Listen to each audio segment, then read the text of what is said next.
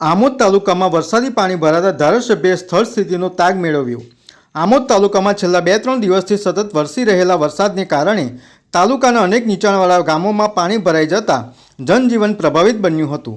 કેટલાક વિસ્તારોમાં માર્ગો પર પાણી ફરી વળતા લોકોની અવરજવર પણ મુશ્કેલ બની હતી, જ્યારે ખેતરોમાં પાણી ભરાઈ જતા ખેડૂતોમાં ચિંતાનો માહોલ જોવા મળ્યો હતો। આ પરિસ્થિતિને ધ્યાનમાં રાખી જંબુસર વિધાનસભાના ધારાસભ્ય ડી.કે. સ્વામી તેમજ ભારતીય જનતા પાર્ટીના હોદ્દેદારો દ્વારા અસરગ્રસ્ત વિસ્તારોની સ્થળ મુલાકાત લેવામાં આવી હતી। ધારાસભ્ય ડી.કે. સ્વામીએ બુવા, આછોદ, કાંકરિયા, પુરસા, માનસંગપુરા તેમજ ઢાઢર નદી કિનારે આવેલા જૂનાવાડિયા, દાદાપોર, વાસણા, મંજુલા, કોબલા સહિતના ગામોમાં પહોંચી સ્થાનિક લોકો સાથે ચર્ચા કરી હાલની પરિસ્થિતિની માહિતી મેળવી હતી। મુલાકાત દરમિયાન અનેક ગામોના ખેતરોમાં વરસાદી પાણી ભરાઈ જતા ઊભા પાકને નુકસાન થવાની સંભાવનાઓ અંગે ખેડૂતો દ્વારા રજૂઆતો કરવામાં આવી હતી। ધારાસભ્ય ડી.કે. સ્વામીએ ખેડૂતોની વ્યથા સાંભળી રાજ્ય સરકાર સમક્ષ અસરકારક રજૂઆત કરવામાં આવશે તેવું જણાવ્યું હતું।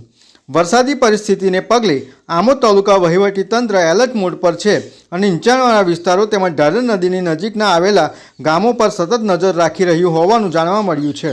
નામ રમેશભાઈ શાંતિલાલ રાઠોડ, તાલુકા પંચાયત સદસ્ય। હાલ કુવા ગામની અંદર જે ખાડી ઉપર પાણી ભરાયું હતું તે હાલ રસ્તો ચાલુ થઈ ગયો છે અને જે લોકો અફવા ઉડાડે છે એના ઉપર કોઈએ ધ્યાન આપવું નહીં અને પ્રશાસન પણ અહીંયા સક્રિય હતું એટલે કોઈ અફવા ઉપર ધ્યાન આપવું નહીં। આજ રોજ જંબુસર આમોદ વિસ્તારમાં અત્યારે ખૂબ જ વરસાદ પડી રહ્યો છે।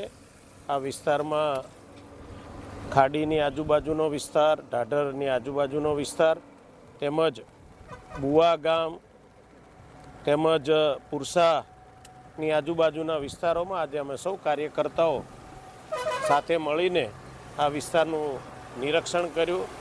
આ વિસ્તારમાં ખૂબ જ પાણી ભરાયા હોવાથી સરકારના તમામ અધિકારીઓને અમે સૂચના આપી છે કે આ વિસ્તારમાં જલ્દી ને જલ્દી પાણીનો નિકાલ થાય, ખેડૂતોને નુકસાન ન થાય, રહેણાંક વિસ્તારને પણ નુકસાન ન થાય એવા તમામ પ્રકારનું આયોજન અત્યારે કરી રહ્યા છીએ।